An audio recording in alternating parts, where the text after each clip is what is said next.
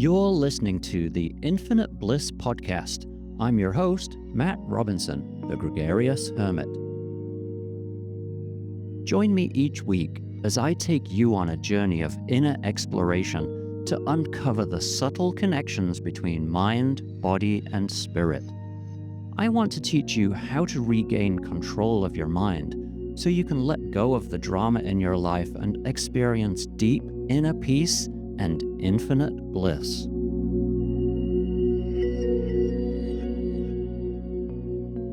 Hi everybody, welcome, and thank you for joining me. I had some really great feedback on my first few episodes.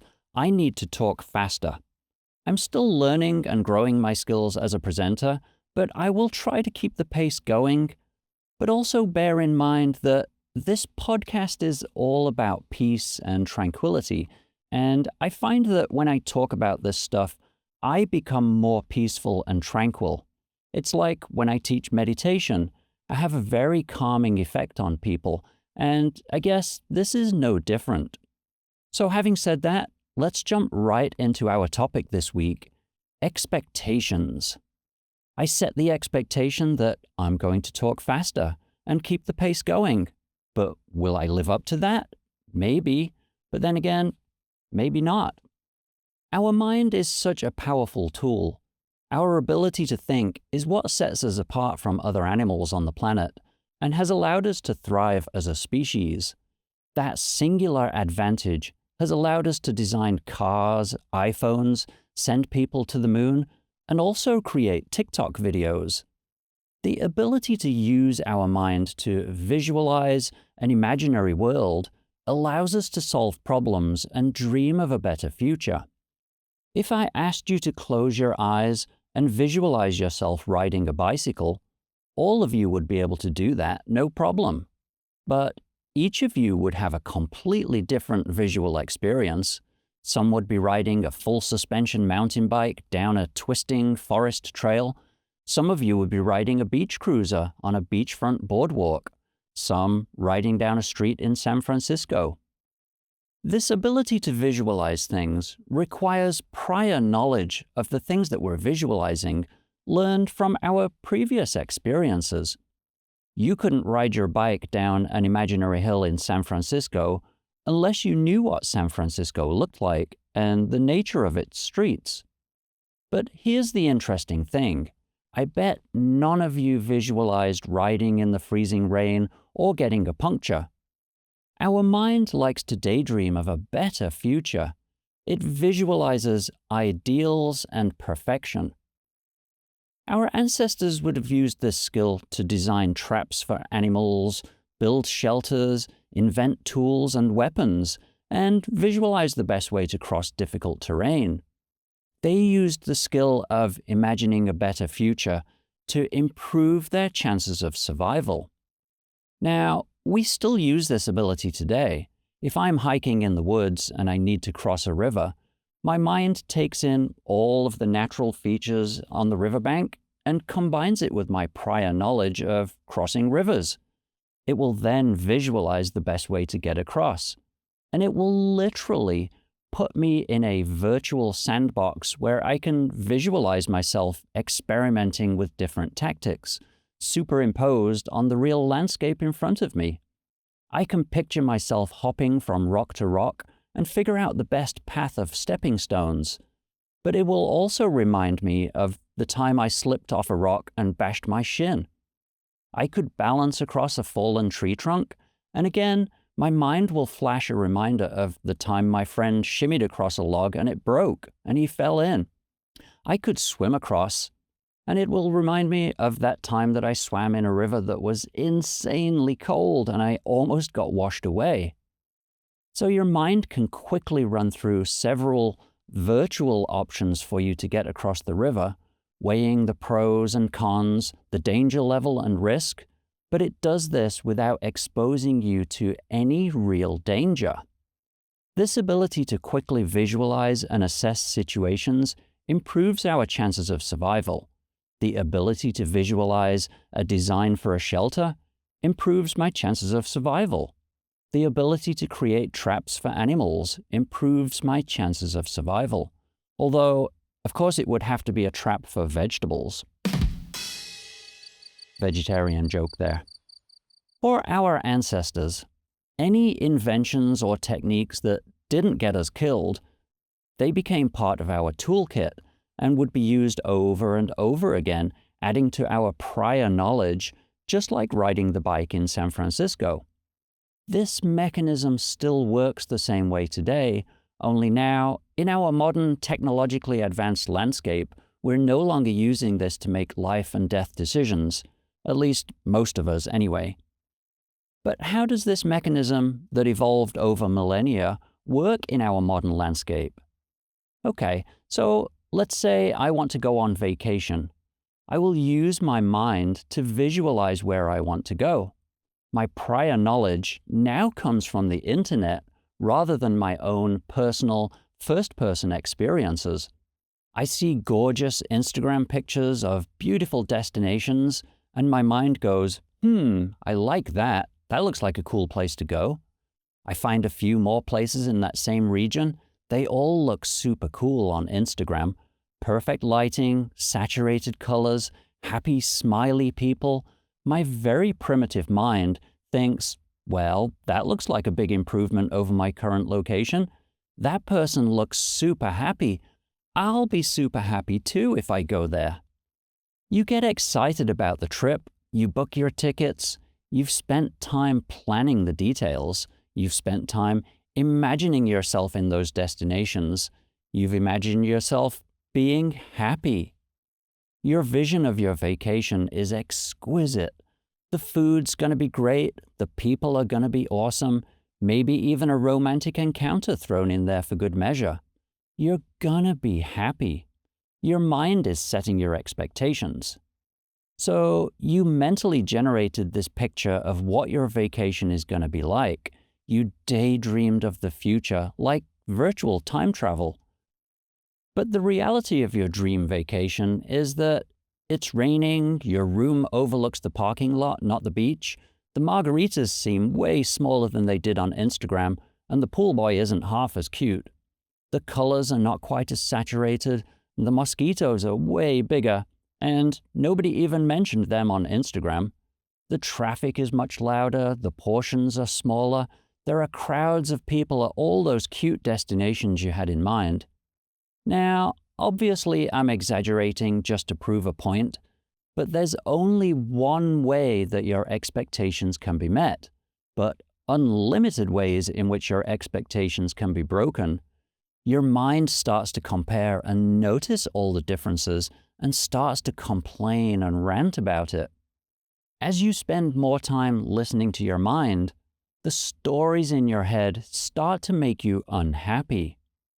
Now, flashback just 30 years ago, before the internet and smartphones, it was almost impossible to have any expectations.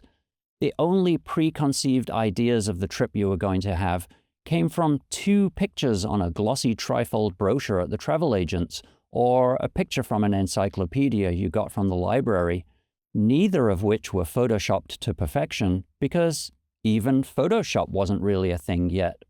I sometimes like to head out into the woods to find a nice quiet spot to just sit and relax, maybe close my eyes and meditate on a rock while listening to the sounds of nature. I have this idyllic vision in my mind of rays of sunlight radiating through the trees and dancing on the babbling brook at my feet while I get my inner zen going and become one with everything. Oh my God, I'm salivating just thinking about it. It sounds perfect. But when I get there, maybe there's a meetup of the local chainsaw club or an air show going on nearby. The babbling brook has all but dried up and the sun is so harsh that it keeps blinding me and I keep stumbling on rocks and getting caught on tree branches. Plus, all those mosquitoes again. Why do I keep forgetting about the mosquitoes when I daydream? So my plan was a good one.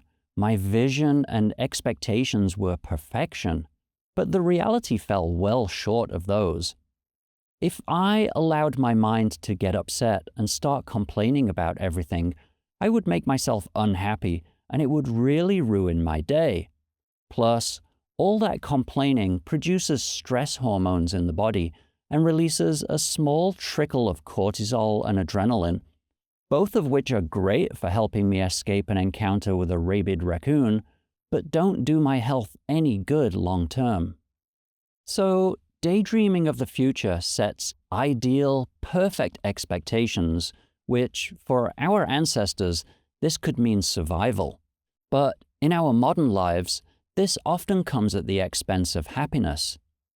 Much better to use my mind to plan my trip into the woods, but not hold on to the expectation of a preferred outcome. That way, instead of complaining and ranting about the chainsaw gang because I can't hear my beloved birds tweeting in the forest, maybe I can enjoy listening to the sounds of the chainsaws instead. Instead of lamenting the lack of a babbling brook, maybe I can be in awe of the cracks in the dry mud.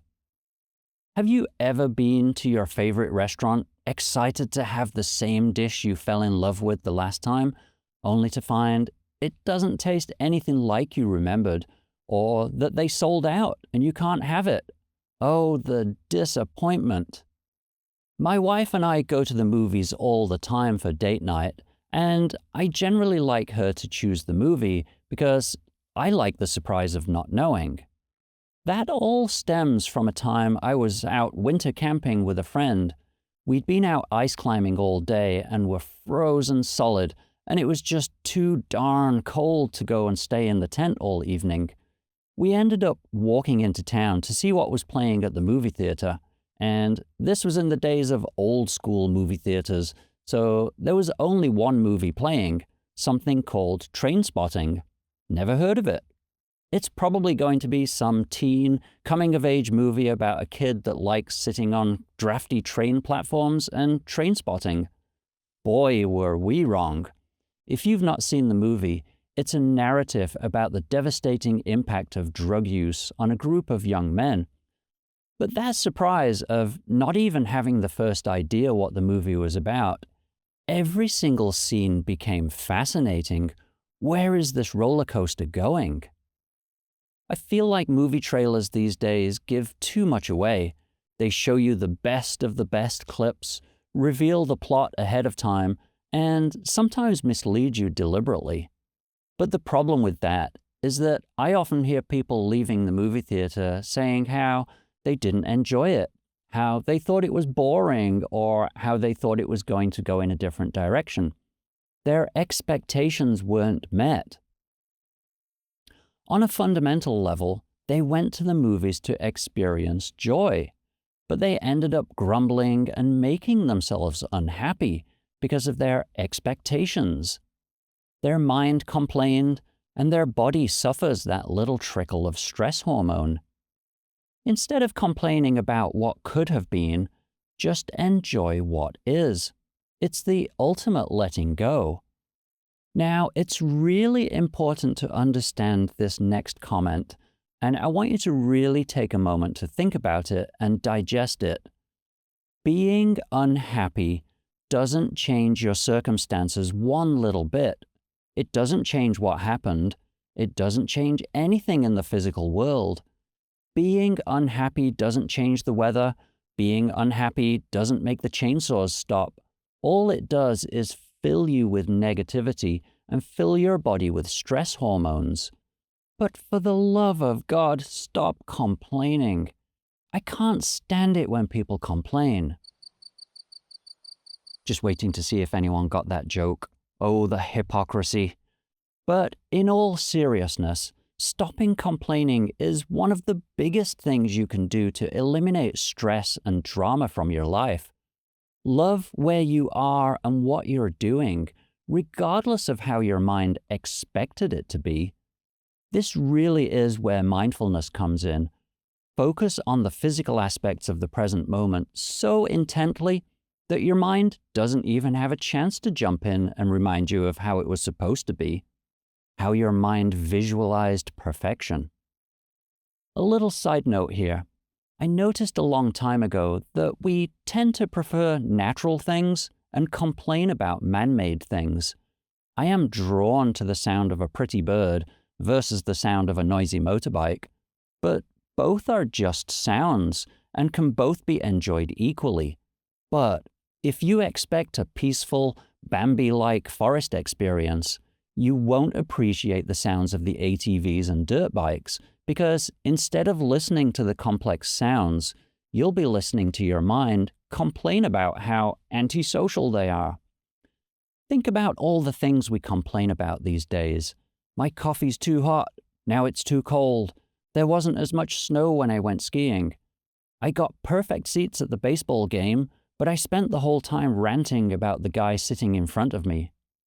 All this inner commentary makes us unhappy. We need to short-circuit this primitive process and tell our mind how we want to feel rather than letting our expectations ruin our day. It is important to plan ahead, and it's important to set goals. That's the perfect way to use your mind in modern society, but it's important to not let your mind ruin your day because you allowed it to judge and compare the experience to how it thought it should be. Each time it compares and complains, just shut it off. Comparison makes you unhappy. When you're thinking what could have been, you're missing out on enjoying what is and making yourself unhappy. You're in your head instead of in the physical world. Is your coffee as good as the one you had yesterday? No, but is it necessarily bad? Was the Broadway show as good as you thought it was going to be, or was it just different? Can you still enjoy it anyway? Was your first date as exciting as you'd planned? And if not, should you make yourself miserable and stop having fun? Did you score as high on your test as you thought you would? Maybe you should be disappointed and unhappy, because after all, being miserable will definitely change the test score. If you can stop listening to the drama of the mind, then failing a test simply means you have to retake it. But if your mind jumps up and down, folds its arms and stomps its feet, then on top of having to retake the test, you now also have to be miserable and unhappy.